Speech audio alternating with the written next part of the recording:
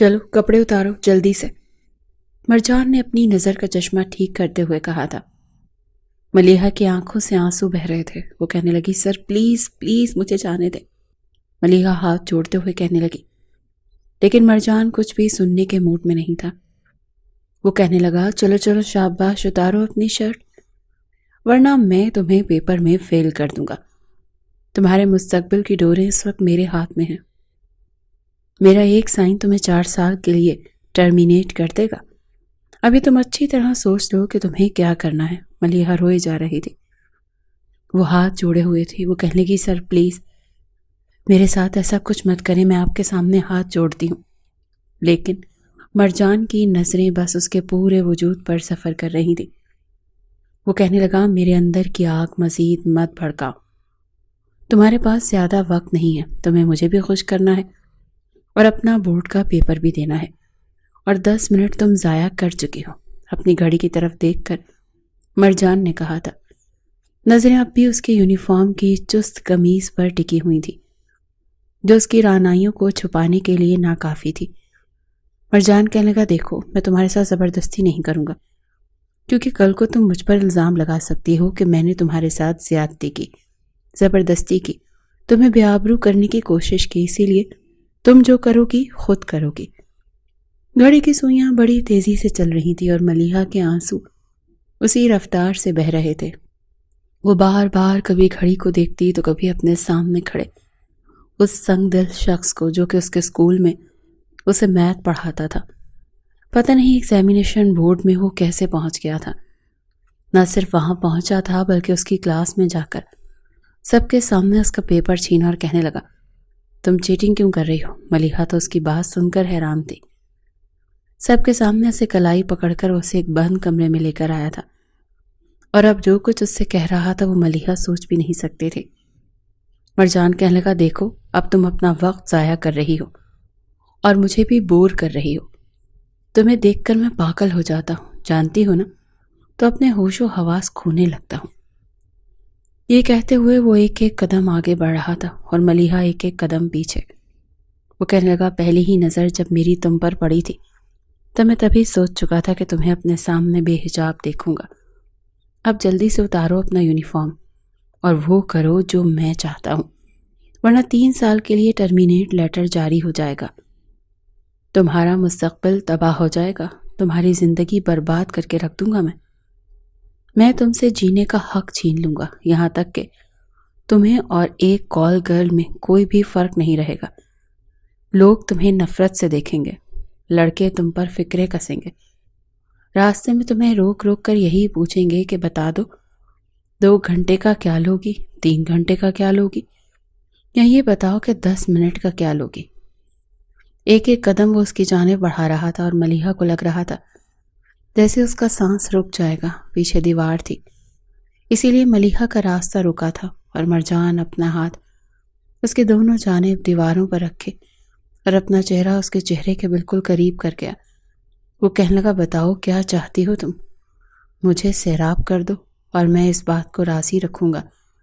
تم ایک باعزت لڑکی ہی کہلاؤ گی، یا پھر میں تمہیں بدنام کر دوں گا، اور تم جانتی ہو نا، بد سے بدنام برا ہوتا ہے۔ انسان بدی کر کے لوگوں کی نظر میں اپنے آپ کو اچھا ثابت کر لیتا ہے، لیکن اگر بدنام ہو جائے تو کبھی بھی لوگوں کی نظروں میں اس کا مقام نہیں بن پاتا۔ اب یہ تمہارے ہاتھ میں ہے، وقت تمہارے پاس ہے۔ نہیں، یہ کہتے ہوئے وہ اس کے بہتے ہوئے آنسوں کو اپنے رخسار سے صاف کر رہا تھا، اور ملیحہ پوری کی پوری کانپ رہی تھی۔ مرجان کی ہلکی ہلکی شیف اس کے نازک رخساروں اور کسی کانٹے کی طرح چبھ رہی تھی۔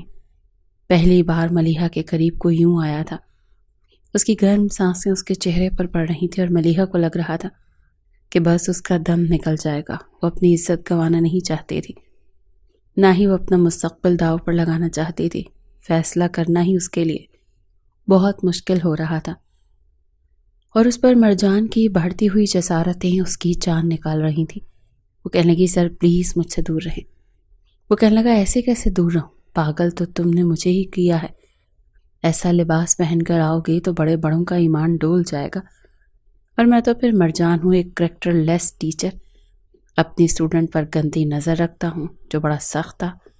وہ کہنے لگا میرے پاس وقت نہیں ہے، میں صرف تمہیں 2 منٹ دے رہا ہوں، تیسرے منٹ یا تو تم اپنی شرٹ اتارو گی یا پھر میں تمہیں واپس کلاس میں چھوڑاؤں گا اور تمہیں ٹرمینیٹ کر دوں گا۔ یہ کہہ کر وہ کچھ پیچھے ہٹا تھا لیکن اس لڑکی کی بے بسی کو دیکھ رہا تھا جو پوری کی پوری لرز رہی تھی۔ 1 منٹ گزر چکا تھا اور دوسرے منٹ اور سیکنڈ کی سوئیاں بڑی تیزی سے سفر کر رہی تھیں۔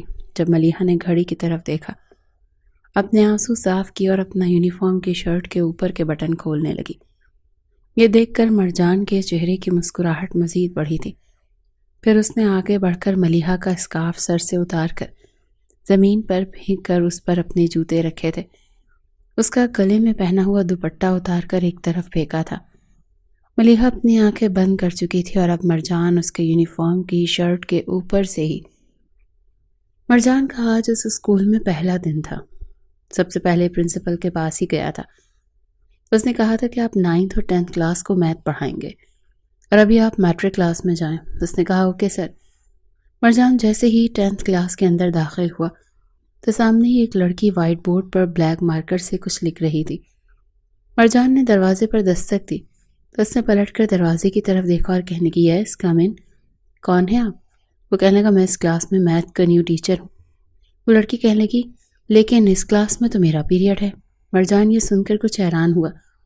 وہ کہنے لگا دیکھیں میم مجھے پرنسپل نے اسی کلاس میں جانے کے لیے کہا ہے۔ وہ کہنے لگی ہو سکتا ہے آپ کو سننے میں غلطی ہوئی ہو کیونکہ اس کلاس میں پہلا پیریڈ تو میرا ہوتا ہے۔ مرجان کہنے لگا ایسا کریں آپ پرنسپل سے جا کر پوچھ لیں کیونکہ انہوں نے ہی مجھے یہاں بھیجا ہے۔ وہ کہنے لگی میں کیوں جا کر پوچھوں، یقیناً آپ کو سننے میں غلطی ہوئی ہوگی۔ چلیں آپ اسٹوڈنٹ سے پوچھ لیں۔ جی بتائیے سب اسٹوڈنٹس، پہلا پیریڈ آپ کی کلاس میں کون لیتا ہے؟ سب اسٹوڈنٹس کہنے لگے مس آپ لیتی ہیں۔ مرجان کہنے لگا چلیں ٹھیک ہے، میں دوبارہ پرنسپل سے بات کر لیتا ہوں۔ جیسے ہی اس نے باہر کی جانب قدم بڑھائے تو وہ لڑکی کہنے لگی اصل میں کچھ لوگوں کو شوق ہوتا ہے، جہاں خوبصورت لڑکی دیکھی نہیں لائن مارنے کا موقع ہاتھ سے جانے نہیں دیتے۔ توبہ ہے بھائی، کیا دور آ گیا ہے۔ یہ سن کر مرجان کو بڑا غصہ آیا تھا۔ اس نے پلٹ کر اس لڑکی کو دیکھا۔ وہ کہنے لگا دیکھیں مس، آپ جو کوئی بھی ہیں اپنی زبان کو ذرا سنبھال کر بات کریں۔ مجھے پرنسپل نے اسی کلاس میں آنے کے لیے کہا تھا۔ وہ کہنے کی دیکھیں میں تو ابھی زبان سنبھال کر ہی بات کر رہی ہوں، لیکن آپ شاید اپنے جذبات نہیں سنبھال پا رہے۔ آپ کو نظر نہیں آ رہا کہ کلاس میں ایک ٹیچر پہلے سے موجود ہے؟ آپ کو تو آنا ہی نہیں چاہیے تھا۔ پرنسپل کی بات آپ نے کان کھول کر سنی ہی نہیں ہوگی اور اب آپ خواہ مخواہ میرے سامنے اپنے آپ کو شریف ظاہر کرنے کی کوشش کر رہے ہیں۔ مرجان کو اس لڑکی پر غصہ تو بہت آیا تھا لیکن بہرحال وہ وہاں سے چلا گیا۔ سیدھا وہ پرنسپل آفس میں پہنچ گیا تھا۔ وہ کہنے لگا سر آپ نے مجھے کس کلاس کو پڑھانے کے لیے بھیجا تھا؟ پرنسپل نے پہلے اپنا چشمہ سیدھا کیا اور پھر کہنے لگے سر میں نے آپ کو میٹرک کلاس میں بھیجا ہے۔ وہ کہنے لگے وہاں کوئی اور محترمہ پڑھا رہی ہیں اور کہتی ہیں کہ پہلا پیریڈ وہی لیتی ہیں۔ آپ کو مجھے ڈیٹیلز بتا دینی چاہیے تھی کہ میٹرک کلاس میں ابھی کون سی ٹیچر پڑھا رہی ہیں۔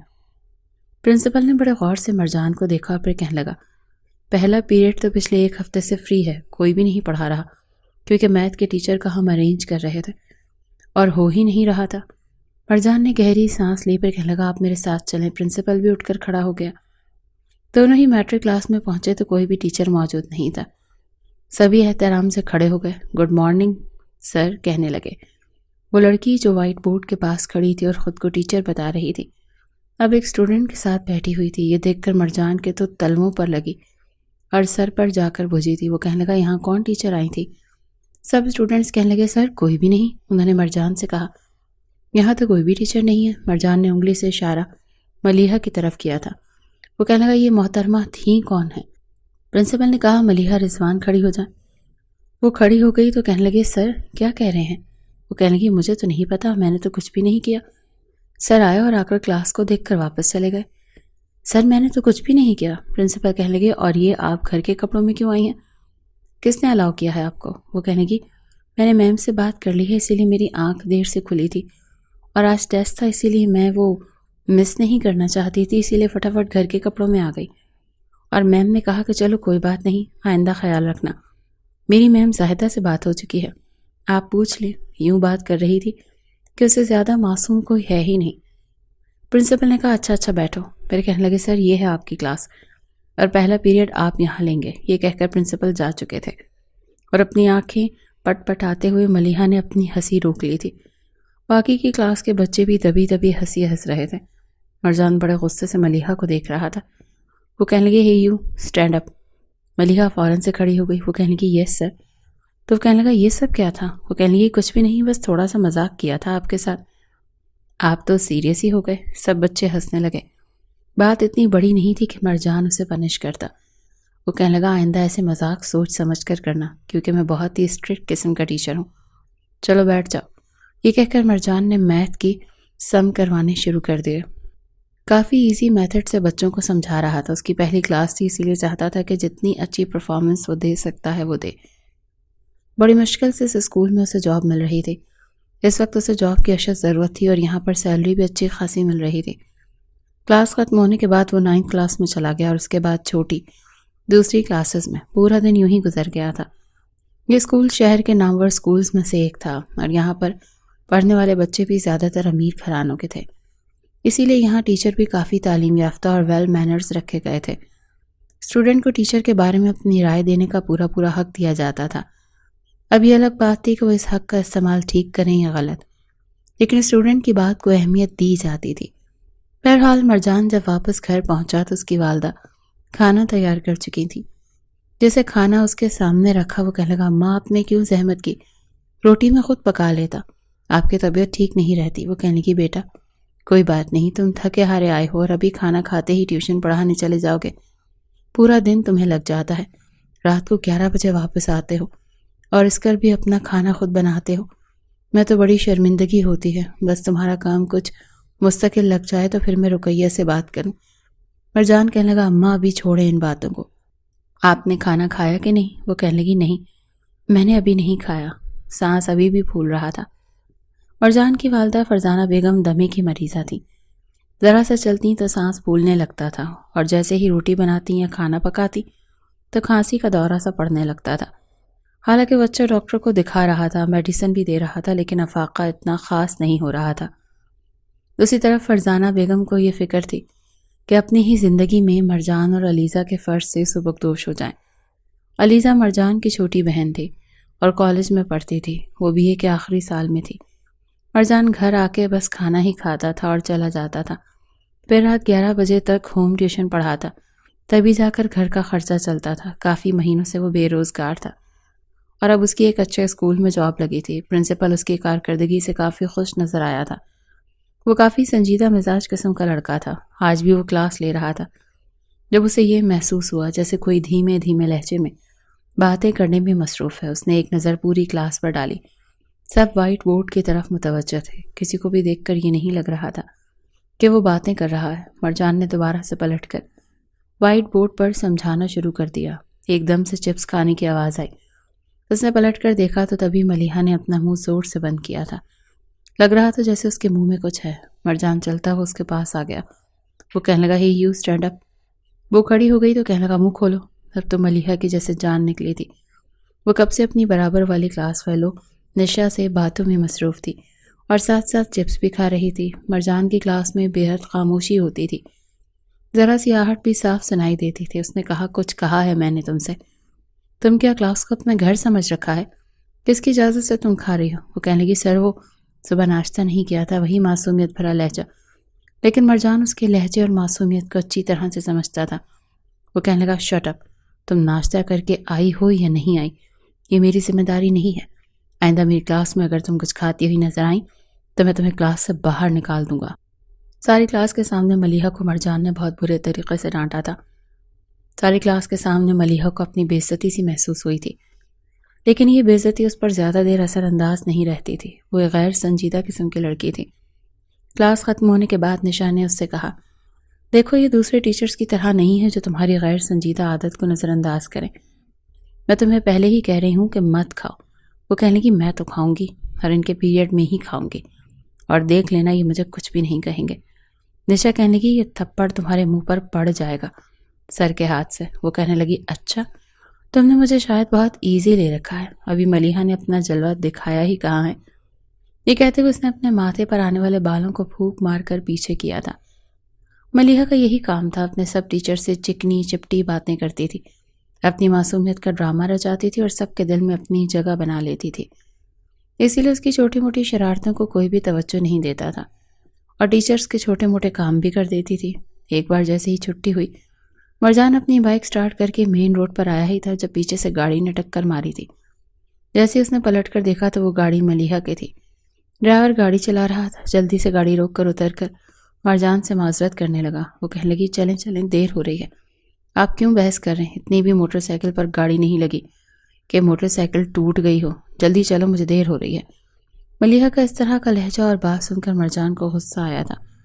وہ سمجھ گیا تھا کہ یہ ایک امیر اور گھمنڈی قسم کی لڑکی ہے، باپ کے پیسوں کو برباد کرنے کے لیے اسکول آتی ہے، کیونکہ کینٹین میں تو وہ جا کر جو کھاتی پیتی تھی لیکن کلاس روم میں بھی باز نہیں آتی تھی۔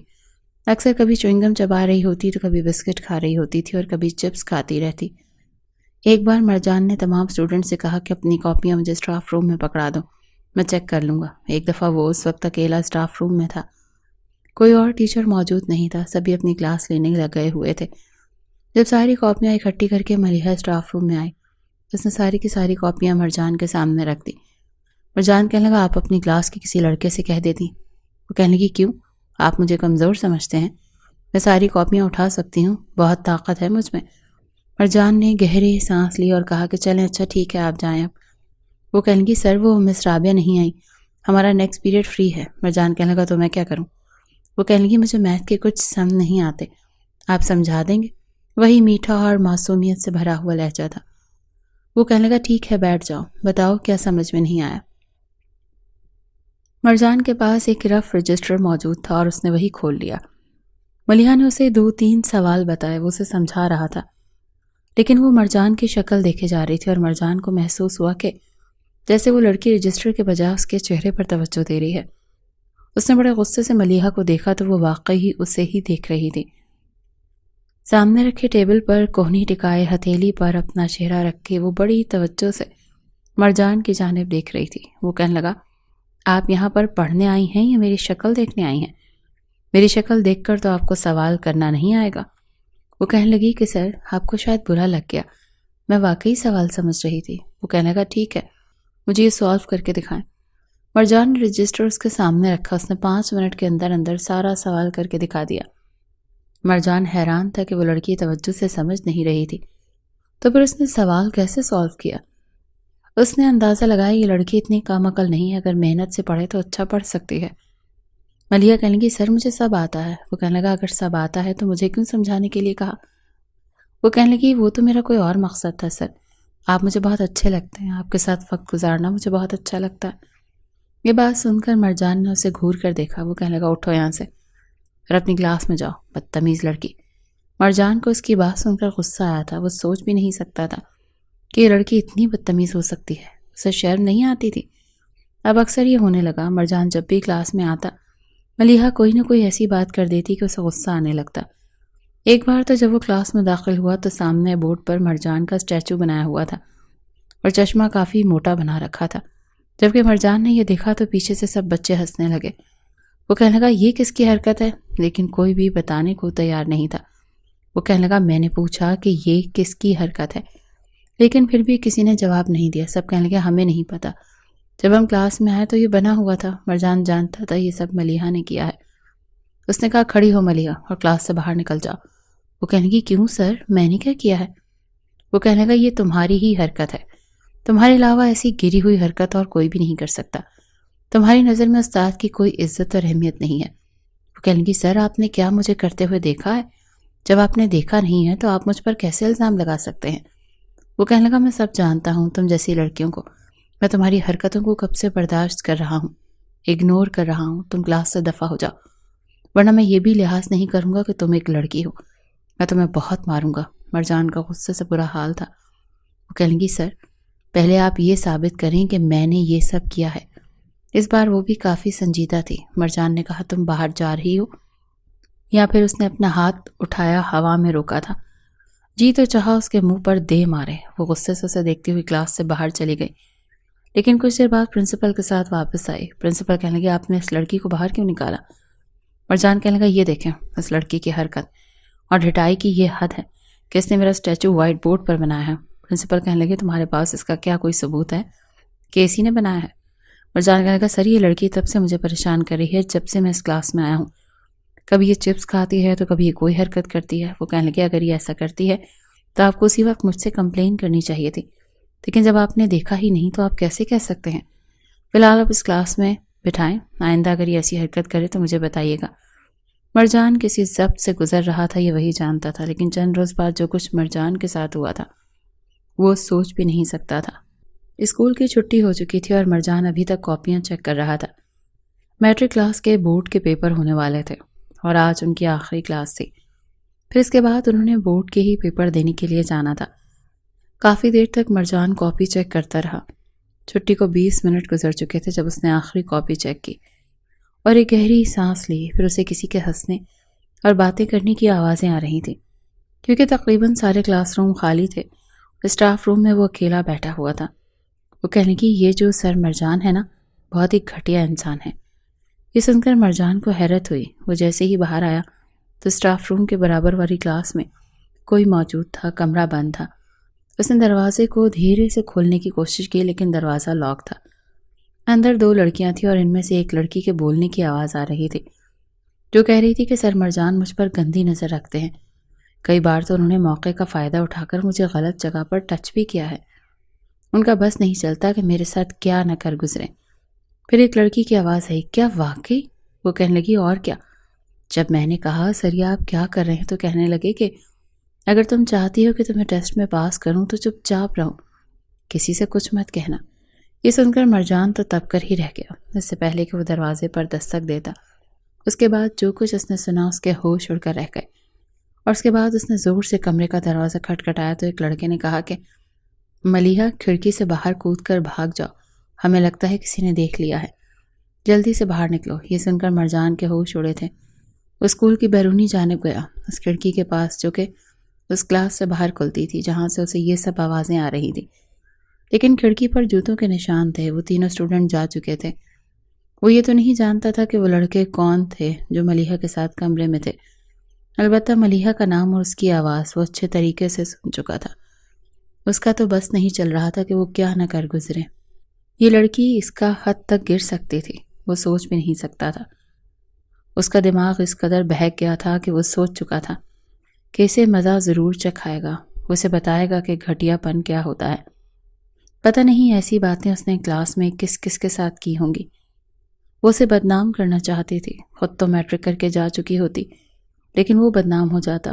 مرجان کو اپنی عزت کا بڑا پاس تھا۔ اس نے اپنے ایک ایسے دوست سے بات کی جو کہ بورڈ کے ٹیچر کو سلیکٹ کرتا تھا۔ جس اسکول میں میٹرک کلاس کے بورڈ کے پیپر تھے وہ وہیں پہنچا تھا اور پہلے پیپر میں پہنچ جاتا اور ملیحہ کی کلائی پکڑ کر اسے ایک کمرے میں لے آیا تھا۔ اپنے دوست سے وہ پہلے ہی کہہ چکا تھا اور ساری بات بھی بتا چکا تھا۔ اس کے دوست نے بھی اس کا ساتھ دیا اور اب وہ ملیحہ کو کمرے میں لیا اس کے کیے کی اسے سزا دینا چاہتا تھا۔ وہ اسے اکیلے میں لے جا کر سمجھا بھی دیتا اور اسے اچھا خاصا ذلیل بھی کر دیتا، لیکن اگلے روز اس نے جب ملیحہ سے بات کرنا چاہی تو اس سے پہلے ہی کلاس روم میں اس نے ایک بار پھر کچھ ایسے الفاظ سنے تھے جس کے بعد مرجان کے غصے کی کوئی انتہا نہ رہی۔ وہ اپنی محبوب ماں کے ساتھ ناشتہ کیے بغیر ہی اسکول آ چکا تھا۔ رات بھی ٹھیک سے کھانا نہ کھا پایا، بار بار غصے کے مارے اسے ملیحہ ہی یاد آ رہی تھی جو اس حد تک گر سکتی تھی۔ وہ کبھی سوچ بھی نہیں سکتا تھا۔ وہ بھی دروازے کے باہر کھڑا اندر آ ہی رہا تھا کہ جب دروازے کے دائیں جانب بڑی چیئرز پر بیٹھی 2 لڑکیاں آپس میں ہی بات کر رہی تھیں۔ کہنے لگیں کیا تمہیں پتا ہے سر مرجان تو اس ملیحہ کے دیوانے ہو چکے ہیں، اسے تو پیپرز کی پرواہ ہی نہیں ہے نا، ان کے ساتھ ہنس کر 2 باتیں کرے گی اور وہ اسے پاس کر دیں گے۔ توبہ توبہ، سر کو تو ذرا بھی شرم نہیں ہے۔ اگر میرے پیرنٹس کو پتہ چلا کہ اسکول کا ماحول ایسا ہو چکا ہے اور یہاں پر مرجان سر جیسے سر آ چکے ہیں تو وہ تو مجھے اسکول سے ہی نکلوا دیں گے۔ ان کی باتیں سن کر رہی صحیح کسر بھی نکل چکی تھی۔ مرجان کو یہ نوکری پہلے ہی بڑی مشکل سے ملی تھی۔ اب تک وہ ایک مناسب نوکری کی تلاش میں ہی ادھر سے ادھر بھٹکتا رہا تھا، اور اب جب وہ عزت کی روٹی کمانا چاہتا تھا، سر پر ماں اور بہن کی ذمہ داریاں الگ سوار تھی، تو ایسے میں اس لڑکی نے مرجان کو بدنام کرنا شروع کر دیا تھا۔ مرجان جیسے شخص کے لیے یہ بات ہضم کرنا آسان نہیں تھی، اور یہی وجہ تھی کہ وہ آج اسے کلاس روم میں بند کر چکا تھا۔ جہاں باقی کے اسٹوڈنٹس موجود تھے وہاں سے یہ کمرہ کافی دور تھا، کوئی بھی ملیحہ کی سسکیوں کو نہیں سن پا رہا تھا۔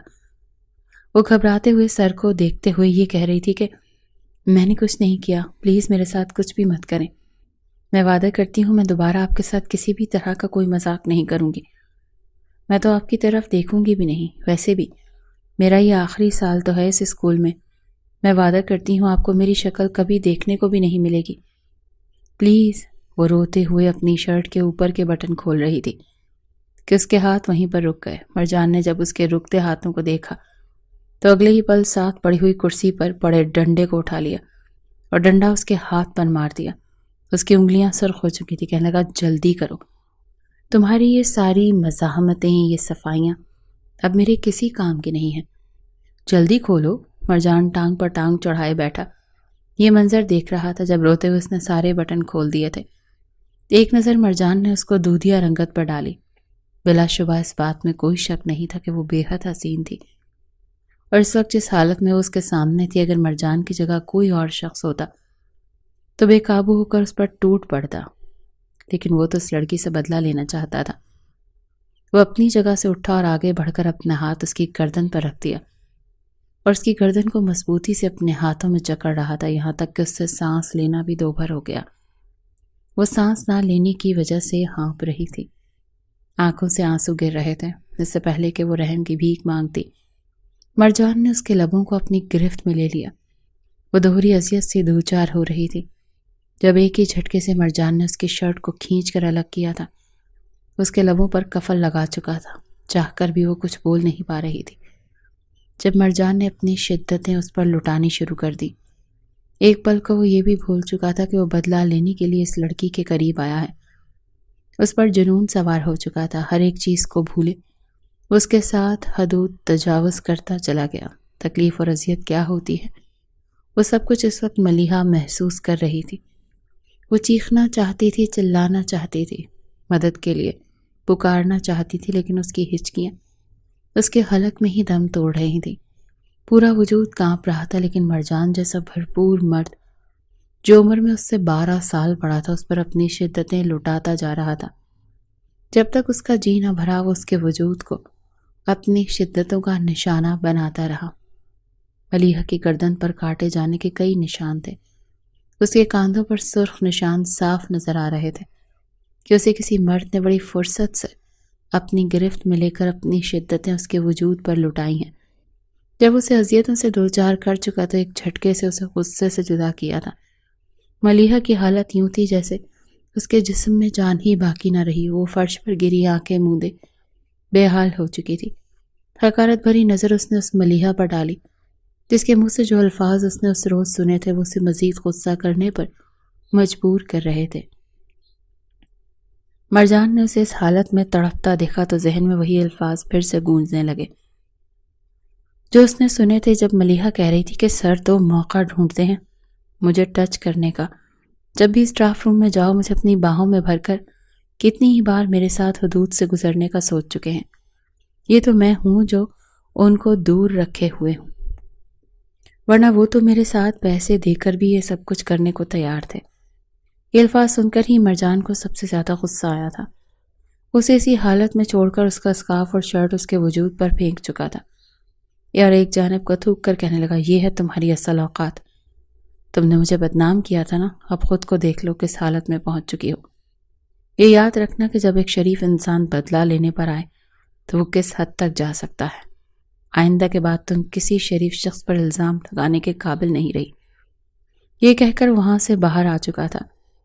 کتنی ہی دیر تک وہ زندہ لاش بنی وہاں پر پڑی رہی۔ کچھ ہی دیر پہلے جو کچھ اس کے ساتھ ہوا وہ ابھی تک اپنی آنکھوں کے سامنے منظر کو چلتے ہوئے محسوس کر رہی تھی۔ روتے ہوئے اس نے اپنے آپ کو ٹھیک کیا، اسے یہ پیپر ہر حال میں دینے تھے۔ رہ رہ کر اسے وہ وقت یاد آ رہا تھا جب اسکول میں ہر ٹیچر اور سر کے ساتھ ہنسی مسکراتی شوخ انداز میں باتیں کیا کرتی تھی، یہاں تک کہ اسکول کے پرنسپل کے ساتھ بھی اس نے بہت بار مذاق کیے تھے، لیکن ہر کوئی نہ جانے کیا دیکھ کر اسے نظر انداز کر دیا کرتا۔ کسی نے بھی اس کے ساتھ یہ حرکت نہیں کی جو سر مرجان کر چکے تھے۔ وہ پھوٹ پھوٹ کر رو رہی تھی، اٹھ کر گھسیٹتے ہوئے قدموں کے ساتھ۔ جب اس نے کمرے کے باہر قدم رکھنا چاہا تو اس کی نظر سامنے کے بورڈ میں لگے ہوئے کانچ پر پڑی۔ اپنا عکس دیکھ کر اسے خود سے صحیح معنوں میں اغارت اور نفرت محسوس ہو رہی تھی۔ وہ اپنے دونوں ہاتھوں سے اپنا منہ نوچ چکی تھی، خود کو ہی گالی دے کر کہنے لگی، یہی ہونا چاہیے تھا تمہارے ساتھ، یہی اصل اوقات ہے تمہاری جو تمہیں سر مرجان دکھا کر گئے تھے۔ تم اسی قابل تھیں، تم اپنی اصلیت بھول کر خود کو بڑھا چڑھا کر لوگوں کے سامنے پیش کرتی تھی۔ یہی ہونا چاہیے تھا ملیحہ تمہارے ساتھ، یہی ہونا چاہیے تھا۔ وہ روتے ہوئے دوبارہ کمرہ امتحان میں گئی۔ وہ کمرہ امتحان میں داخل ہوئی تو ہر کوئی سر اٹھا کر اسے دیکھ رہا تھا۔ وہ شوخ انداز و مسکراہٹ اس کے چہرے سے شاید ہمیشہ ہمیشہ کے لیے اب غائب ہو چکی تھی۔ آج سے پہلے کسی نے بھی اسے اس قدر سنجیدہ نہیں دیکھا تھا۔ اس نے لرزتے ہوئے ہاتھوں کے ساتھ پیپر حل کیا تھا۔ آنکھوں سے آنسو بہہ رہے تھے اور پیپر کو بھگو رہے تھے۔ اس کے ساتھ بیٹھی اس کی سہیلیوں نے پوچھنا بھی چاہا کہ کیا ہوا ہے تمہیں، کیا کہا تم سے سر مرجان نے، بتاؤ، لیکن وہ چاہ کر بھی کچھ بول نہیں پائے۔ بس خاموشی سے پیپر حل کرنے کے بعد وہ وہاں سے باہر نکل گئی تھی۔ خود کو گھسیٹنے کے انداز میں وہ اپنے گھر پہنچی تھی۔ جیسے ہی گھر میں قدم رکھا تو اندھیرا پھیل چکا تھا۔ اس کی ماں اس وقت صحن میں لکڑیاں جلائے ہنڈیاں چڑھا چکی تھی۔ پورے گھر میں دھواں پھیل رہا تھا۔ جیسے انہوں نے ملیحہ کو دیکھا تو خود بھی کھانستے ہوئے کہنے لگی، بیٹا آ گئی پیپر دے کر، کیسا ہوا پیپر؟ ایسا کرو جلدی سے کمرے میں چلی جاؤ اور دروازہ بند کر لو۔ ایک تو کل رات بارش میں یہ لکڑیاں باہر ہی پڑی رہ گئیں۔ تمہارے ابا کو کہا بھی کہ جاؤ جا کر خشک لکڑیاں لا دو، مگر کہتا ہے اگر ان پیسوں سے خشک لکڑیاں لے آیا تو سبزی کے لیے پیسے نہیں بچیں گے۔ اب دیکھ لو یہ پورا گھر دھوئیں میں ڈوبا پڑا ہے۔ وہ بہت کچھ بول رہی تھی، لیکن ملیحہ نے یہ سوچ کر شکر ادا کیا کہ دھوئیں میں ماں اس کا چہرہ نہیں دیکھ پائی۔ اس کے گال پر موجود کھرچیں، اس کی گردن پر موجود وہ نشان۔ وہ چپ چاپ اپنے کمرے میں گئی تھی، بیڈ پر اوندھے منہ لیٹ گئی۔ اگلے روز اسے چھٹی تھی۔ بغیر کھائے وہ یوں ہی اوندھے منہ لیٹی رہی۔ دنیا کے سامنے خود کو امیر ثابت کرنے والی ملیحہ فاروق ایک عام سے ڈرائیور کی بیٹی تھی، جو بڑے بڑے محلوں کے خواب دیکھتی ہوئی بڑی بڑی گاڑیوں میں گھومنے والی، مگر اب تک اس کا صرف ایک ہی شوق پورا ہوا تھا اور وہ بڑی گاڑیوں میں گھومنے کا تھا۔ چونکہ فاروق صاحب ایک بنگلے میں بطور ڈرائیور اپنی ڈیوٹی سر انجام دے رہے تھے، ساتھ ہی اس کی ماں بھی اس بنگلے میں جھاڑو پوچھا کیا کرتی تھی۔ دونوں میاں بیوی مل کر جو بھی کماتے وہ گھر کے خرچ کے ساتھ ساتھ اپنی بیٹی کی پڑھائی پر بھی لگا رہے تھے۔ ملیحہ کو پڑھنے کا بے حد شوق تھا۔ اپنے ماں باپ کو وہ یہ پہلے ہی کہہ چکی تھی کہ فکر مت کریں، دیکھیے گا آپ کی بیٹی کیسے دن دگنی اور رات چگنی ترقی کرے گی، بڑے بڑے آفس میں بیٹھ کر کام کیا کرے گی اور لوگ میرے ماں باپ کو سلیوٹ کیا کریں گے۔ ملیحہ جب اونچے اونچے خواب دیکھتی تو اس کے ماں باپ بھی دل ہی دل میں اس کی دعاؤں کی قبولیت کے لیے خدا کے حضور دعا کرنے لگتے، مگر انہیں کہاں خبر تھی کہ ان کی بیٹی آج کس نوبت کو پہنچ چکی ہے۔ صرف اور صرف اپنے مذاق اور شوخ مزاجی کی وجہ سے وہ پہلے تو گھٹنوں پر سر رکھے کتنی ہی دیر روتی رہی۔ اس نے کیا اس قدر سر مرجان کو تنگ کیا تھا کہ وہ اس حد تک گر سکتے تھے؟ جیسے جیسے اس کا دماغ ٹھنڈا ہوا وہ سوچنے لگی۔ جب اس نے خود کو آئینے میں دیکھا تو اسے ایک بار پھر اپنی گردن پر مرجان کا لمس محسوس ہونے لگا، جب وہ اس کے کان کے قریب آ کر کہہ رہا تھا، کیا کہا تھا تم نے؟ میں نے تمہیں گندی نظروں سے دیکھا، تمہیں ٹچ کیا، مجھے بدنام کرنا چاہتی تھی تم۔ آج میں تمہیں کسی شریف کے قابل نہیں چھوڑوں گا۔ یہ الفاظ بار بار اس کے ذہن میں گونج رہے تھے۔ وہ بھلے ہی آج تک ٹیچروں کو تنگ کرتی آئی تھی، لیکن اس نے کبھی بھی اس انداز میں کسی سے بات نہیں کی تھی، نہ ہی سر مرجان کو بدنام کرنے کی کوشش کی تھی۔ وہ کیسی باتیں کر رہے تھے، دل ہی دل میں سوچ کر ملیحہ کو اپنے وجود سے گھن آ رہی تھی، بلکہ سر مرجان سے بھی نفرت محسوس ہو رہی تھی، جس نے اس کی زندگی کو برباد کرنے میں کوئی کسر نہیں چھوڑی تھی۔ وہیں مرجان جب اپنے گھر گیا تو کافی پرسکون دکھائی دے رہا تھا۔ جلدی فارغ ہو کر اپنی ماں اور بہن کے ساتھ آج وہ مدتوں بعد رات کا کھانا مل کر کھا رہا تھا۔ سامنے اس کی بہن بیٹھی مسکرا کر اپنی پڑھائی کے بارے میں بتا رہی تھی، اور وہ اسے مسکراتا دیکھ کر نہ جانے کیوں مرجان ایک ٹھنڈی سانس خارج کر گیا۔ بے ساختہ اس کے ذہن میں ملیحہ کی تصویر بن گئی۔ کیا وہ بھی اس وقت یوں ہی اپنی فیملی کے ساتھ بیٹھ کر ہنس رہی ہوگی؟ یہ سوچ کر جب مرجان کے دل میں آئی تو وہ اگلے پل ماتھے پر بل ڈال چکا تھا۔ حقارت پھر سے پنپنے لگی۔ سوچنے لگا وہ اسی قابل تھی، اس جیسی لڑکیوں کے ساتھ یہی ہونا چاہیے جو کسی شریف خاندان کی لگتی ہی نہیں ہے۔ بے حیا کہیں کی، کھانا کھا کر کچھ دیر اپنی ماں اور بہن کے ساتھ بیٹھنے کے بعد وہ کمرے میں جا چکا تھا، لیکن وہ ساری رات اس کی کروٹیں بدلتے گزر گئی۔ اگلے 2 روز ایسے ہی بے چینی سے گزرے۔ تیسرے روز وہ ایک بار پھر ہال میں ڈیوٹی دے رہا تھا۔ جب باقی اسٹوڈنٹس کمرے میں آئیں تو ملیحہ بھی وہیں پر آئی تھی، بالکل خاموش، سر جھکائے، چپ چاپ۔ وہ اپنی سیٹ پر بیٹھی تھی۔ وہاں پر اس اسکول کی باقی لڑکیاں بھی موجود تھیں۔ ایک لڑکی جس کا نام مہجبین تھا، اس نے سر کو اپنے قریب راؤنڈ لگاتے دیکھا تو اگلے پر ہنس کر کہنے لگی، سر کون سی سزا دی ہے آپ نے ملیحہ کو؟ جب سے آپ اسے بازو سے کھینچ کر باہر لے کر گئے ہیں اس دن کے بعد سے تو اس کو جیسے چپ لگ گئی ہے، ورنہ اتنے سالوں میں، گزشتہ 10 سالوں سے ہم اس لڑکی کو جھیلتی آ رہی ہیں، لیکن یہ لڑکی تو اچھے اچھوں کو سیدھا کر دیتی تھی۔ ساتھ ہی کچھ فاصلے پر بیٹھی ہوئی ملیحہ کے تو ہاتھ پاؤں نیلے پڑنے لگے جب مرجان نے بھی دبی دبی غراہٹ کے ساتھ کہا، ایسا سبق یاد کروایا ہے کہ اگلے آنے والے 10 سالوں میں بھی نہیں بھولے گی، دوبارہ کسی کا تماشا بنانے سے پہلے 10 بار سوچے گی۔ اس کے ہاتھ ایک بار پھر لرز رہے تھے۔ بڑی مشکل سے اس نے پیپر حل کیا تھا۔ سر مرجان کے تو وجود سے بھی اسے خوف آ رہا تھا۔ وہ وہی لڑکی مہجبی ایک طنزیہ نظر اس پر ڈالنے کے بعد ہنسی تھی۔ نہ جانے کیوں سے ملیحہ کو اس حالت میں دیکھ کر کافی خوشی محسوس ہو رہی تھی۔ جلدی سارے بورڈ کے پیپر ختم ہو چکے تھے اور آخری بار تمام لڑکے لڑکیوں کو ایک بار پھر اسکول میں گیٹ ٹوگیدر کیا گیا تھا، لیکن ملیحہ نہیں گئی تھی۔ جب سے 10ویں کلاس میں آئی تھی اس نے اس آخری گیٹ ٹوگیدر کا بڑا پلان بنا رکھا تھا کہ ٹیچرز کو یوں تنگ کرنا ہے، سب ٹیچرز کو ان کی پوری عادات بتا کر اسٹیج پر ڈرامہ پیش کرنا ہے۔ وہ اچھا خاصا ڈرامہ پلان کر چکی تھی، لیکن آج یہ اسکول بالکل بے رونق تھا۔ 10ویں کلاس کے لڑکے لڑکیاں سبھی موجود تھے، مگر ان میں ملیحہ نہیں تھی۔ یہاں تک کہ پرنسپل نے بھی کہہ دیا کہ ملیحہ کہاں ہے۔ ملیحہ کے بغیر تو یہ محفل بالکل بے رونق لگ رہی ہے۔ یہاں تک کہ ملیحہ کو کال بھی کی گئی، لیکن وہ اپنا نمبر بند کر چکی تھی۔ نہ جانے کیوں مگر اس روز مرجان کو بار بار وہ وقت یاد آیا تھا۔ اندر ہی اندر اسے اب پچھتاوا ہو رہا تھا۔ وہ خود سے ہی سوال کرنے لگا کہ کہیں اس نے اس لڑکی کو اس کی غلطی سے بڑھ کر سزا تو نہیں دیتی۔ اسے ڈانٹ کر بھی تو سمجھا سکتا تھا، یا پھر اس کے ماں باپ کو بلاتا۔ اس کا باپ بھائی تو لازمی ہوگا، اسے بلا کر اس کی اصل حقیقت بتاتا۔ دل و دماغ کی جنگ میں وہ پوری طرح سے ڈسٹرب ہو کر رہ چکا تھا۔ تبھی مرجان کو یہاں پر اس کا ایک عزیز دوست کہہ رہا تھا کہ ان دونوں تو ویسے بھی اسکول میں چھٹیاں ہو چکی ہیں، اگر تم چاہو تو سیٹھ صاحب اپنے بچوں کو پڑھانے کے لیے ایک ٹیوٹر کو ڈھونڈ رہے ہیں، تنخواہ بھی اچھی دیں گے۔ جیسے ہی مرجان نے یہ سنا تو سب کچھ بھول بھال کر کہنے لگا، ہاں ہاں کیوں نہیں، میری وہاں بات چلا دو۔ ویسے بھی ان دنوں مجھے پیسوں کی اشد ضرورت ہے، جانتے تو ہو ہمارے گھر کے حالات، اماں کی دوائیاں دن بدن مہنگی ہوتی جا رہی ہیں، آئے روز کوئی نہ کوئی ٹیسٹ ہوتا رہتا ہے، پھر بہن کی ذمہ داری بھی میرے سر پر ہے۔ سوچ رہا ہوں کہ خود سے پہلے اپنی بہن کے فرض سے سبکدوش ہو جاؤں۔ اگلے روز ہی وہ اپنے دوست کے ساتھ سیٹھ صاحب کے گھر پہنچ چکا تھا۔ گھر نہیں تھا بلکہ محل تھا۔ محل ایک نظر جب اس نے اس گھر پر ڈالی تو جیسے ستائشی نظروں سے اس بنگلے نما گھر کو دیکھتا ہی رہ گیا اور ایک ٹھنڈی سانس خارج کر کے رہ گیا۔ بے شک میرا اللہ کسی کو رزق دے کر آزماتا ہے تو کسی کو اس سے محروم کر کے پل پل خواہشوں سے ترستا ہوا، بے شک وہ ذات تو بہترین عطا کرنے والی ہے۔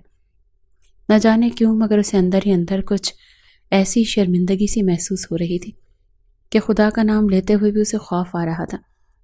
فجر کی نماز پڑھنے والا مرجان کے روز سے مصلے پر کھڑا نہیں ہو پایا تھا۔ اسے خوف آتا تھا، بلا شبہ اس نے ایک لڑکی کے ساتھ غصے اور انتقام کی آڑ میں بہت کچھ غلط کر دیا تھا۔ وہ اسی سوچ میں گم سیٹھ صاحب کے سامنے حاضر ہوا جو انتہائی خوش اخلاق شخص تھے۔ انہوں نے اپنے بچوں سے ملوایا جو کہ 9 کلاس کے اسٹوڈنٹ تھے۔ تنخواہ بھی وہ اسکول کے مقابلے میں صرف 2 گھنٹے انہیں پڑھانے پر اچھی خاصی دے رہے تھے۔ یوں سیٹھ صاحب نے مرجان سے کہا، آپ کو ٹرانسپورٹ کی فکر کرنی نہیں چاہیے، میرا ڈرائیور روز آپ کو آپ کے گھر سے لے آیا کرے گا اور آپ کو چھوڑ بھی آئے گا۔ مرجان خوش ہو چکا تھا۔ کچھ دیر وہاں پر بیٹھنے کے بعد اس نے بچوں کو پڑھایا اور پھر ڈرائیور کے ساتھ گھر کی طرف چل دیا۔ ایک روز جب مرجان ڈرائیور کے ساتھ گاڑی میں آ رہا تھا تبھی ڈرائیور کے فون پر کال آنے لگی۔ ہیلو، ہاں بیٹا کیا ہو گیا؟ سب خیر تو ہے؟ ارے بیٹا رو کیوں رہی ہو؟ تمہاری اماں کو کیا ہو گیا بتاؤ؟ گاڑی کو بریک لگ چکی تھی۔ ڈرائیور کی یہ بات سن کر مرجان بھی چونک گیا تھا۔ اسے یہ تو پتا تھا کہ ڈرائیور کے ساتھ آتے جاتے ہوئے کہ وہ اس کے ساتھ بات چیت بھی کرتا رہتا تھا۔ اسے اپنے جیسے مڈل کلاس لوگ بے حد پسند تھے۔ اسے یوں پریشان دیکھ کر کہنے لگا کیا ہوا انکل، سب خیر تو ہے؟ ڈرائیور کہنے لگا اگر آپ کو پریشانی نہ ہو تو میں گاڑی کو اپنے گھر کی طرف موڑ لوں، میرا گھر یہیں پاس میں ہے، میری بیوی بے ہوش ہو گئی ہے، میری بیٹی بہت رو رہی ہے، پتہ نہیں کیا ہو گیا اسے۔ مرجان نے فوراً انہیں گاڑی اپنے گھر کی طرف لے جانے کا کہا۔ پریشانی تو اسے بھی ہو چکی تھی، گاڑی ایک بوسیدہ سے گھر کے باہر آ کر رکی جس کا دروازہ بھی زنگ آلود تھا۔ فوراً ڈرائیور اتر کر گھر کے اندر گیا۔ وہ گاڑی میں ہی بیٹھا پریشان حال اسے دیکھ رہا تھا جب گھر کا دروازہ کھلا اور اس ڈرائیور اور ایک نوجوان لڑکی نے ایک عورت کو تھام کر باہر لائے۔ فوراً اس عورت کو فرنٹ سیٹ پر ساتھ بٹھایا۔ مرجان کی نظریں تو اس عورت پر رکی ہوئی تھیں جو گہرے سانس لے رہی تھی، مگر جیسے ہی اس کی نظر روتی ہوئی آواز پر پڑی تو کان میں ایک بار پھر وہی سسکیاں گونج گئیں جو ملیحہ کی تھیں۔ کرنٹ کھا کر اس نے سامنے دیکھا۔ عام سے لباس میں ملبوس ملیحہ نے رو رو کر اپنی آنکھیں سرخ کر لی تھیں۔ وہ روتے ہوئے کہہ رہی تھی ابا، امی کو کچھ نہیں ہوگا نا؟ میں آپ کے ساتھ چلوں؟ پتہ نہیں کیا ہو گیا اماں کو، مجھے ڈر لگ رہا ہے۔ اس کی نظریں تو ملیحہ کے چہرے پر ہی مرکوز رہ چکی تھی جب ملیحہ کا باپ کہنے لگا بیٹا کچھ نہیں ہوگا، تمہاری ماں کو ابھی ڈاکٹر کے پاس لے کر جائیں گے، وہ ٹھیک ہو جائیں گی۔ ملیحہ کو وہ گھر ہی چھوڑ چکے تھے۔ جب ملیحہ نے بیک سیٹ پر دیکھا سر مرجان کو بیٹھے تو اس کی بھی آنکھیں وہیں پر پتھرا چکی تھی۔ اس نے کبھی سوچا بھی نہیں تھا کہ سر مرجان کو کبھی وہ اپنے سامنے دیکھ سکے گی، وہ بھی اپنے ہی باپ کے ساتھ۔ اس کے چہرے کی ہوائیاں اڑ چکی تھی جو مرجان سے بھی ڈھکی چپی نہ رہ سکی۔ گاڑی فوراً گلیوں سے نکل کر اسپتال کی طرف روانہ ہو چکی تھی جب اس نے فاروق صاحب کو دیکھا اور کہا کہ آپ ہاسپٹل ہی چلیے، میں آپ کے ساتھ جاؤں گا، میرا وہاں پر ہاسپٹل میں جاننے والا ایک دوست ہے، آپ کی بیوی کا چیک اپ جلدی ہو جائے گا۔ وہ جلدی اسپتال پہنچ چکے تھے۔ اثر و رسوخ استعمال کرتے ہوئے علاج بھی جلدی شروع کر دیا گیا تھا۔ گرمی کی وجہ سے سانس کی جکڑن تھی جو بے ہوشی کا باعث بنی تھی، کمزوری کی وجہ سے وہ بے ہوش ہو چکی تھی۔ فاروق نے اور مرجان کا شکریہ ادا کیا تو وہ اگلے پل ان کا ہاتھ پکڑ گیا، پھر تھکے ہوئے الفاظ میں کہنے لگا آپ کے بچے کتنے ہیں؟ فوراً اپنی آنکھوں میں آئے آنسوؤں کو صاف کر کے فاروق کہنے لگا کہ بیٹا تم سے کیا چھپانا، اللہ تعالیٰ نے ایک ہی بیٹی عطا کی جو مجھے میری جان سے بڑھ کر عزیز ہے، لاڈ پیار بہت دیا ہے، آج تک اس کی کسی خواہش کو رد نہیں کیا، سینے سے لگا کر پالا ہے اپنی بچی کو، اس کو پڑھنے کا بہت شوق رکھتی ہے۔ پھر میں نے اپنے صاحب سے بات کی تو انہوں نے بھی کہا جس اسکول میں میرے بچے پڑھتے ہیں تم بھی اپنی بچی کو وہیں پڑھاؤ۔ تو اسکول کے پرنسپل سب ہی جانتے ہیں کہ یہ میری بچی تھی، ہونہار بھی بہت ہے، پڑھ لکھ کر بڑا نام کمانا چاہتی ہے۔ میں اور میری بیوی تو سارا دن محنت اس کے لیے ہی کرتے ہیں کہ بس میری بچی پڑھ لکھ لے، اپنے پیروں پر کھڑی ہو جائے اور ہمارا نام روشن کرے۔ مرجان چپ چاپ فاروق کی باتیں سن رہا تھا۔ اگر اسے پتہ چل جاتا کہ وہ اس کی بیٹی کے ساتھ کیا کر چکا ہے تو شاید وہ تو مارے صدمے کے ہی یہاں پر اپنا دم توڑ دیتے۔ مرجان ان سے الوداع لے کر وہاں سے چلا تو آیا مگر اس کا رخ اپنے گھر کی طرف نہیں تھا بلکہ فاروق کے گھر کی طرف تھا۔ وہ گھر میں اکیلی بیٹھی ہاتھ میں تسبیح لیے اپنی ماں کے لیے دعا کر رہی تھی جب دروازے پر دستک ہونے لگی۔ گھبراتے ہوئے اس نے بغیر پوچھے دروازہ کھول دیا تھا، یہی سمجھی کہ شاید دروازے پر ابا ہی ہوں گے، مگر سامنے مرجان کو دیکھ کر اس کے ہوش اڑ چکے تھے۔ اس کی آنکھوں کی پتلیاں تو جیسے پھرنے لگی۔ جلدی سے اس نے دروازہ بند کرنا چاہا مگر مرجان اندر آ چکا تھا۔ کہنے لگا خبردار کوئی ڈرامہ مت لگانا۔ وہ سہم کر دور ہٹی، روتے ہوئے کہنے لگی آپ کیا چاہتے ہیں؟ آپ کتنا برباد کریں گے مجھے؟ کیا من نہیں بھرا مجھے نوچ نوچ کر کھانے کے بعد آپ کا؟ اب کیا میرے باپ کے سامنے مجھے رسوا کرنا چاہتے ہیں؟ مرجان نے اس کے لبوں سے یہ سنا تو وہ بھی بپھر چکا تھا۔ کہنے لگا شرم آنی چاہیے تمہیں، تمہارے ماں باپ کتنے نیک ہیں، شریف ہیں، دونوں تمہاری پڑھائی کی خاطر دن رات ایک کر رہے ہیں، محنت کر رہے ہیں، اور تم اسکول میں یہ بتاتی پھرتی ہو کہ تم کوئی بہت ہی امیر کبیر باپ کی بیٹی ہو۔ اپنا نخریلا انداز دیکھا ہے تم نے؟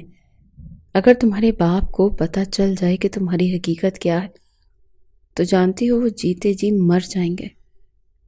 مرجان کی بات پر فوراً وہ تڑپ اٹھی تھی، کہنے لگی میں نے کب کہا کہ میں امیر باپ کی بیٹی ہوں؟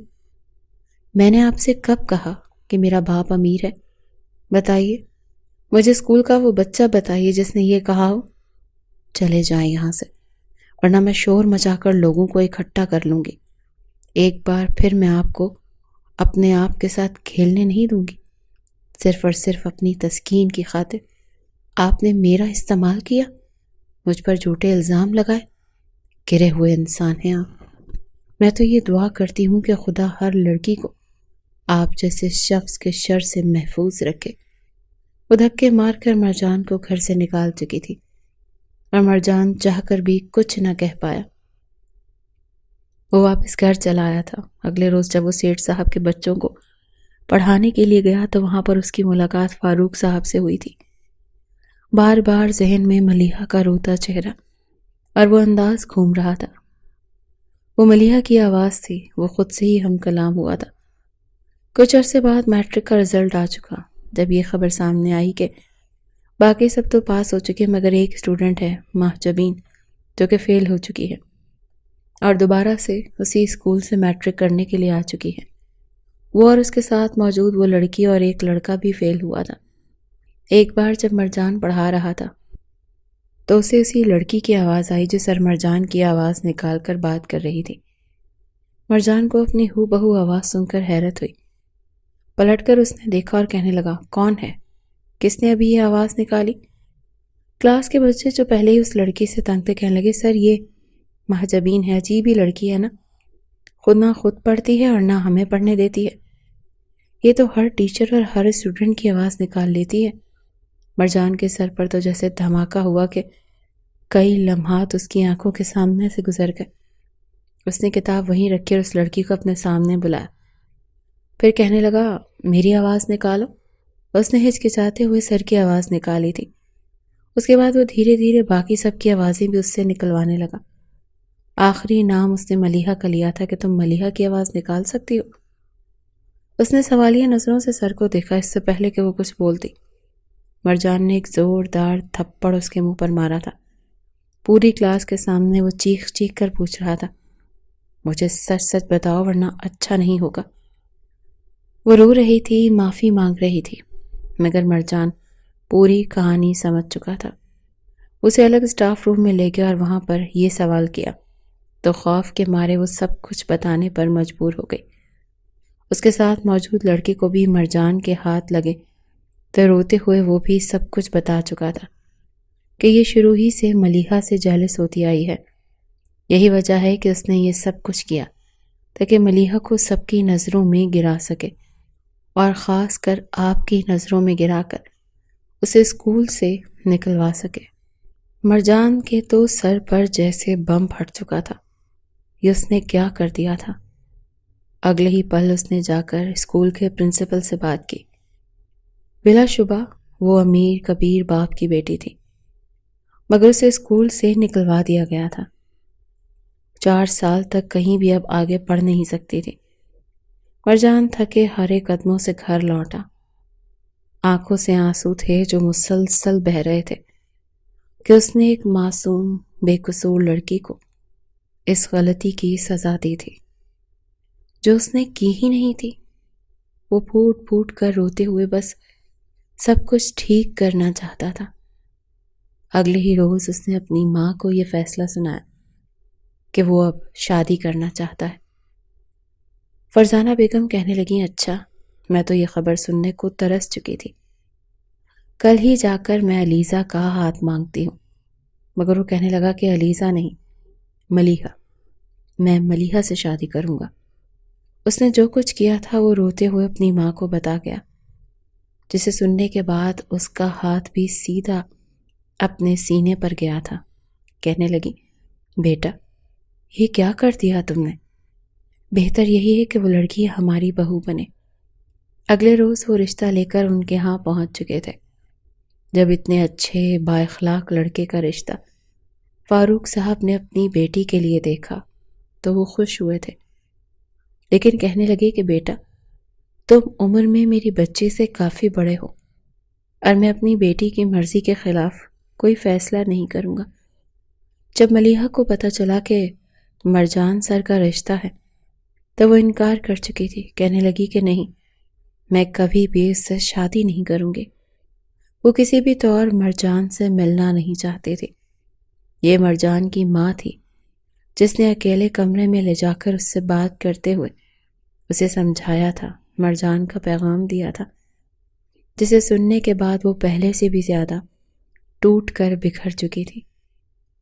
وہ اپنا چہرہ ہاتھوں میں چھپا کر رونے لگی، کہنے لگی مجھے تو لگا تھا شاید میرا ان سے یہ مذاق کرنا انہیں مجھ سے بدلہ لینے پر مجبور کر گیا، لیکن اب جب یہ حقیقت سامنے آئی تو میں مر کر بھی ان سے شادی نہیں کروں گی۔ یہ کہتے ہوئے وہ اپنا رخ موڑ چکی تھی۔ مرجان کی ماں کمرے سے باہر نکل آئی۔ فاروق صاحب کا اور بیوی کا یہی دل تھا کہ وہ مرجان کو اپنا داماد بنائے۔ اصل غصہ تو اسے محجبین پر آ رہا تھا جس کی وجہ سے یہ سب کچھ ہوا تھا۔ اگلے ہی روز وہ اپنے گھر سے باہر نکلی تھی، ہاتھ میں ایک چیز چھپائے وہ محجبین کے گھر کے باہر آ کر کھڑی ہو گئی۔ اس وقت اس کے ساتھ کوئی بھی نہیں تھا۔ محجبین کچھ دیر بعد جب گھر سے باہر نکلی تو اس نے موقع پا کر اسے بالوں سے گھسیٹا اور بالوں سے پکڑ کر گردن سے دبوچ کر گھر کی پچھلی طرف لے جانے لگی۔ وہ چیختی ہوئی مدد طلب کر رہی تھی مگر اس نے اسے زور سے دیوار میں مارا تھا اور اگلے ہی پل اس کے سینے پر بیٹھ کر کینچی کی نوک اس کی گردن کے پاس لے کر گئی اور تھپڑ مار کر بولی کہ بتاؤ کیا یہ سارا کیا دھرا تمہارا تھا؟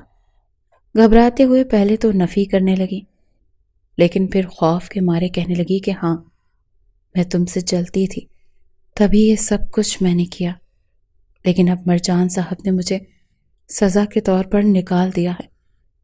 غصے اور انتقام میں اس کی آنکھوں میں بدلہ اتر آیا تھا۔ اس نے اپنے ناخن اس کی گردن اور چہرے پر مارنے شروع کر دیے۔ وہ کینچی سے اس کے سارے بال کاٹ چکی تھی۔ کہنے لگی کہ تمہاری وجہ سے میرے ساتھ اتنا بڑا حادثہ ہو گیا، یہی سزا ہے تمہاری۔ اسے گنجا کر کے وہیں چھوڑ کر جا چکی تھی۔ مرجان تک بھی یہ خبر پہنچی۔ کچھ روز بعد ہی ملیحہ کی ماں کا انتقال ہو چکا تھا۔ مرجان اور اس کی ماں بھی اس وقت ان کے گھر میں موجود۔ مرجان کی ماں بہن نے اسے بہت سنبھالا تھا۔ مرنے سے پہلے اس کی ماں بھی اسے مرجان کے رشتے کی بات کر رہی تھی۔ پھر ایک بار جب انہوں نے مرجان کے لیے ملیحہ کا ہاتھ مانگا تو صرف اور صرف اپنے ماں باپ کی خوشی کی خاطر وہ ہاں کر چکی تھی۔ کچھ ماہ بعد ہی وہ رخصت ہو کر مرجان کے گھر چلی گئی۔ مرجان نے اسے اپنی بیوی بنانے کے بعد ہاتھ جوڑ کر اس سے معافی مانگی تھی۔ وہ گھٹنوں کے بل بیٹھ کر اسے کہہ رہا تھا کہ جو سزا دینا چاہو دے سکتی ہوں، میں اف تک نہیں کروں گا۔ بھلے ہی عمر میں بڑا تھا لیکن ملیحہ نے اسے کوئی خاص جواب نہیں دیا۔ اس کی بیوی ہونے کے ناطے اس گھر کی ذمہ داریاں بھی سنبھال رہی تھی۔ مرجان نے اس کا ایڈمیشن بھی کالج میں کروا دیا تھا۔ وقت کے ساتھ ساتھ زخم بھرنے لگے۔ سب کچھ غلط فہمی کی بنیاد پر ہوا۔ سنی سنائی بات پر عمل کر کے اس نے اگر ملیحہ کی زندگی برباد کی تھی تو وہ آج اسے اپنا بھی چکا تھا۔ جیسے جیسے اس بات کی سمجھ ملیحہ کو آئی تو اس نے اپنا رویہ مرجان کے ساتھ ٹھیک کر لیا، اور مرجان نے پوری کوشش کی تھی کہ وہ اس کا شوخ اور چنچل پن واپس لا سکے، اور اس میں کسی حد تک کامیاب بھی ہو چکا تھا۔ وہ ہنستی کھلکھلاتی شرارتیں کرتی۔ ملیحہ دوبارہ سے اسے واپس مل چکی تھی۔ اب اس کے گھر میں ملیحہ کے قہقہے بکھرتے تھے، اور وہ ان قہقہوں کو سن کر اب خود کو خوش قسمت تصور کرتا تھا۔ دوبارہ اس نے بھول کر بھی کبھی ملیحہ کو ان اذیتوں سے دوچار نہیں کیا تھا جن سے وہ اسکول کی خالی روم میں ہوئی تھی۔ آج بھی جب وہ ملیحہ کے قریب آتا تو ملیحہ کا پورا وجود اس کی محبت سے سرشار ہو جایا کرتا تھا۔